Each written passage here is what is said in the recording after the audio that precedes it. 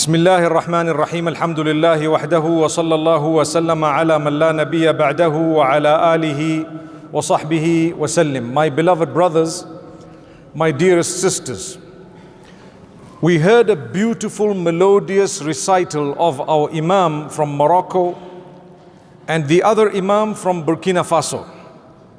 If you are unaware, those are the nationalities. But the book of Allah is the same. Whether they are in Burkina Faso or in Morocco or in South Africa or in Zimbabwe or anywhere else in the world, the word of Allah is unique and it is amazing. You may not be able to communicate with one another, but you will immediately know that this is a recital of the Quran, and if there is a mistake in the recitation of the Imam, many of those behind the Imam would pick it up instantly.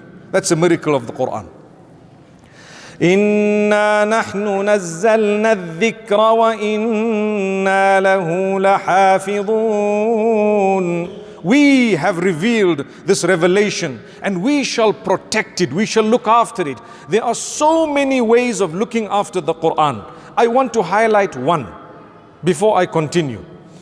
Every one of you has contributed towards the protection of the Quran by the will of Allah. Do you not know a small portion of the Quran off by heart? The answer is yes. If you know a small portion of the Quran off by heart, even if it is Surah Al-Fatiha and the opening surah of the Quran, even if it is 2 or 3 other short surahs, thank Allah you have been used to protect and to preserve this great book by the will and divine mercy of Allah subhanahu wa ta'ala. The reason is, many people ask, why is it that when I have to pray the 5 daily prayers, it must be in Arabic? Well, if it was in any other language, perhaps we may have lost the authenticity of this book. Subhanallah.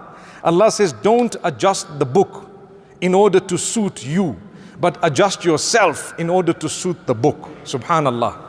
May Allah make it easy. This does not mean we are not allowed to supplicate or make dua in another language. You can supplicate in any language you want. But when it comes to the recital in the 5 daily prayers, that must be in the Arabic language as per the instruction of Allah Almighty. May Allah Almighty make it easy. This evening, we heard verses regarding the signs of Allah subhanahu wa ta'ala. Verses one after the other where Allah says, وَمِنْ آيَاتِهِ, from His signs. He wants you to think about His signs. He wants you to look into them, to ponder over them. In fact, He says in many places in the Quran, إِنَّ فِي ذَلِكَ لَآيَاتٍ لِأُولِي النُّهَى إِنَّ فِي ذَلِكَ لَآيَاتٍ. When He says certain things, He says, in this there are signs, but not just for anyone and everyone, for those with intellect, for those with sound intellect, those with knowledge, or those who would like to achieve guidance and so on. Are we going to be from among those who ponder over the signs of Allah subhanahu wa ta'ala? Well, He says, one of the primary signs of Allah. Let's listen to the verse. وَمِنْ آيَاتِهِ أَنْ خَلَقَكُم مِّن تُرَابٍ ثُمَّ إِذَا أَنْتُمْ بَشَرٌ تَنْتَشِرُونَ. From the signs of Allah Almighty is that He created you from turab, from dust.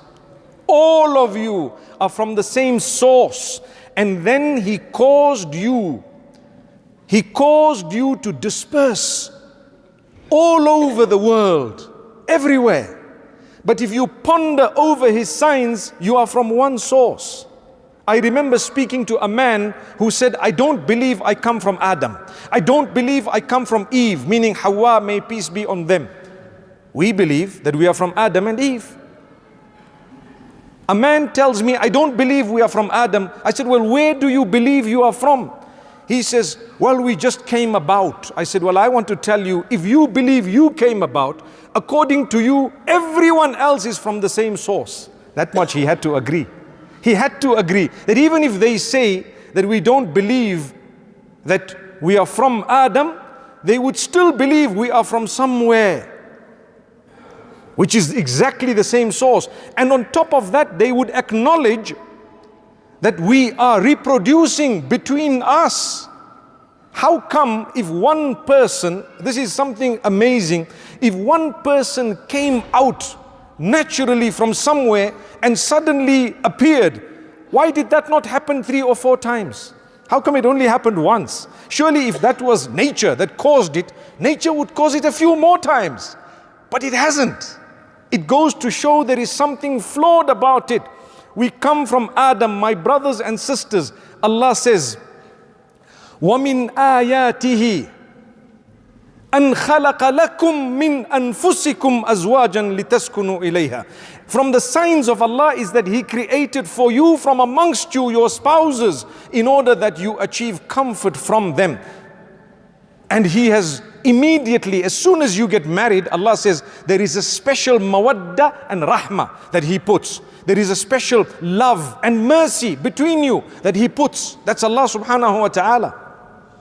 And then He speaks about something unique in these same verses, and that is the issue of the variations in languages and the variations in you as people. Why did He do that? Why did Allah create the races? Why did Allah create the different types of people who speak different languages from different cultures, and different languages from different parts of the world, different dialects of the same language? Why did Allah do that? Do you know the reason? The true reason is in order that you become acquainted with one another. That's why in another verse in Surah Al-Hujurat, Allah Almighty says, وَجَعَلْنَاكُمْ شُعُوبًا وَقَبَائِلَ لِتَعَارَفُوا. We have created you into various tribes and peoples in order that you get to know one another, acquainted with one another. Today, we have a disaster. What is the disaster? It is an issue we need to speak about, that we face, whether we like it or not. Racism. Where people look at you and your complexion, or we look at others and their color, their complexion, and immediately we judge them and we believe that they are on a certain level, higher or lower, based on the skin color. That is so backward and so unacceptable in the eyes of Allah. Allah says you are from one source. That's what we're talking about this evening. You come from Adam, you come from Eve. You are one major, massive family, and indeed you have been split all over the world, but that does not make you any better than the other. That's why Allah says, Inna akramakum indallahi atqakum. Indeed, the most honored in the eyes of Allah from amongst you are those who are the closest in relationship with Allah. Nothing to do with your wealth, nothing to do with your color, nothing to do with the language you speak, nothing to do with your race, nothing to do with your nationality, nothing to do with anything else, your height or how short you are, nothing to do with how beautiful or handsome you are, nothing to do with all of that. How is your relationship with Allah? The closer the relationship, the more honored in the eyes of Allah you shall be. And how do I develop this relationship with Allah? 2 important factors. We will always speak about these 2 things. Don't ever forget them. Number 1, your worship of Allah needs to be in order. Number 2, your respect of the rest of the creatures of Allah needs to be in order. Those are the 2 things. One is known as huququllah, the rights of Allah. Allah asked me to do 5 salah, I will do them. Allah asked me to worship Him alone, I will do that. Allah asked me to declare my shahada and believe in and work towards it, I will do that. Allah asked me to fast in Ramadan, I will do it. Allah asked me to give charity, I will do it. Allah asked me to do so many things, to go for Hajj if I can. May Allah make it easy for all of us, I will do it. Whatever Allah has asked me to stay away from, I stay away from. Halal and haram, I know the difference between the 2. And whatever Allah has asked me to do, I will do it. That is the right of Allah Almighty. But there is a right, even from among some of those, if they are connected to other human beings. For example, if you look at zakat, you know, the charity you're going to give to the poor, it's connected to both. On one hand, it's wealth you are giving for the sake of Allah. I'm fulfilling the right of Allah. But the poor man also has a right. So I'm going to give from my wealth to a poor person, respecting him, because without him I would not have been able to engage in a pillar of Islam. Imagine, Don't you respect the house of Allah? Don't you respect when you come into the masjid, Allah Almighty tells you to dress in a certain way, to dress beautifully and so on. Ya bani Adam, khudhu zinatakum inda kulli masjid. O children of Adam, adorn yourselves when you come to the masjid. Wear nice, decent, beautiful clothing as you come to the house of Allah. It's a pillar of Islam that you are coming to fulfill. Enjoy it. This evening, we took our time. Did you notice? Recital. Those of you who are not used to, alhamdulillah, we enjoyed it. You're supposed to enjoy it. The term Taraweeh has in it Raha. Raha means, hey, I'm supposed to be relaxed, calm. Not that I'm on edge and I'm standing and wondering, this guy's taking too long. This guy's actually reading a bit. This guy's, relax, calm down, take it easy. It's a voluntary prayer. Enjoy your connection with Allah. I want to tell you, in the same way we respect the house of Allah, more than that we should be respecting one another. And we respect those who are poor, because through them Allah has allowed us to fulfill one of the great pillars of Islam known as zakat. There will come a time close to Qiyamah, according to one narration, that wealth will be everywhere and you won't find a poor person to give a charity. Imagine what will happen. When I was sitting a few years ago and talking about it, some of the youngsters came to me and said, hey, make dua, the time comes quick, man. We need some money, man. You know, subhanallah. I said, are you sure that's going to happen? People are going to be rich. I said, everyone's going to be rich. When is that coming? That is a disaster, because Wallahu faddala ba'dakum ala ba'din fir rizq. Allah says He has given virtue and favor to some above others in wealth. And you know what it's for? To test you. Does it make you arrogant? Do you think now you're a big deal? Do you respect the other people? When you give, do you give with humility and respect? Or do you give and you still have a chip on your shoulder? Change that. Change that. Because I tell you, all of this is connected. The racism one hand, and this pride on the other hand, and the issue of maltreatment of those who are perhaps on a lower financial level than you, that should not be. In Islam, we are equal. An-nasu sawasiya ka asnanil misht. We're all equal. The people are similar as the teeth of a comb. I know some of the muhaddithin have spoken about the hadith, but I want to just draw it as an example to say, we are equal. We have access to Allah. Talk to people no matter who they are. Give them a face that is filled with a beautiful expression, and Allah will give you paradise. And why? Let me explain why. Who is your Lord? Is it not Allah? Who made you? Is it not Allah? Are you not trying to please Allah? Well, if you want to please Allah, that same Allah has made other creatures that are dear to Him as well. He put them on earth with you at the same time, not for nothing. If you really love Allah and you believe in Allah and you really believe that you are going to go back to Allah, you would treat with respect every other thing that the same Allah has created, and that's when you become close to Allah. How can I be close to you and something dear to you is not dear to me? Then I'm not close to you. When you're dear to someone, whatever is dear to them is dear to you, because that's it. MashaAllah. If you love someone, everything they love or is connected to them, you love it, you respect it. That is the relationship with Allah. We are entering almost, inshallah, the last 10 nights of Ramadan. I ask Allah Almighty to help us to change in a beautiful way. We need the ummah to come together. We need to respect each other. That does not mean we're going to think the same. It's impossible to think the same. We will have differences of opinion. We may differ sometimes strongly in certain matters. It does not mean I don't love you and I don't care for you. And it does not mean I would not stand up to defend you wherever you were being attacked unjustly. Or if someone were to physically harm you, I would get up and make sure that I put my life at risk in order to save you, because the Quran says, وَمَنْ أَحْيَاهَا فَكَأَنَّمَا أَحْيَا النَّاسَ جَمِيعًا. Whoever saves one soul is equivalent to having saved entire humanity. For that reason, I'm going to strive. So when we look at each other, my brothers, my sisters, look at each other with an eye of love, bearing Allah in mind. You're not trying to please Allah? Yes, I am. Well, then here's a little child walking up, subhanallah. This is an innocent child coming and probably will come to sit somewhere. Here, let's watch and see. But I want to tell you something. As the child comes up, there are different ways we could react. And if we were to react, we either look at the child with the eye of love, and mashallah, it looks like the child is the child of our Imam, alhamdulillah. And such a beautiful child, may Allah bless. Some people would get agitated, irritated, and make a big noise and a scene about it as though there was no end to it. That's because there's something wrong with you and your heart and your eyes. Children are just children. I wouldn't be surprised if they screamed and yelled, subhanallah. Look at them with the eye of love.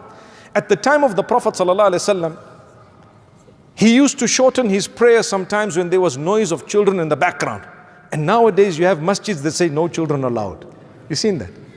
Subhanallah, no children allowed. Yes, if sometimes there is an irritation and the masjid might be very small and people are not taking care of their children screaming and so on, because it doesn't mean, I said this I think yesterday I said it somewhere else.